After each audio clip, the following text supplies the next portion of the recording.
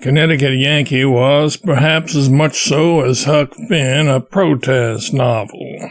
The stop-at-nothing greed of rapacious commercialists, the corruption of kings and royalty and aristocracies and such-like institutions, and the hypocrisy and absurdity of professional religionists were the targets of my fiery zeal.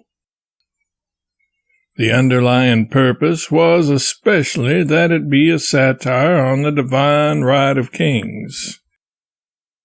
Irreverence is the champion of liberty, and its only sure defense.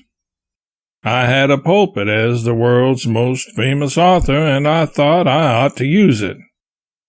Does it seem as if I was preaching? If so, it was out of my line. I only did it because the rest of the clergy seemed to have been on vacation or asleep or something.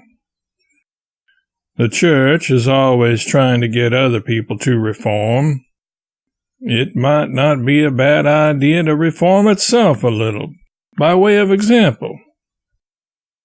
The book had its genesis this way. While browsing together in a bookstore one day during the Twins of Genius tour with Cable, he highly recommended to me Malory's La Mort d'Arthur. This 15th century work proved an inspiration to me in writing Connecticut Yankee, which was published in 1889. At that time, I considered this novel to be my swan song, as I had become enamored with a marvelous invention, an automatic compositor, or, if you will, a robotic printer's devil. With my prescient foresight and my intimate knowledge of the printer's trade, I easily perceived that Page's automated typesetter was the greatest invention since the printing press itself, and so I invested heavily in it.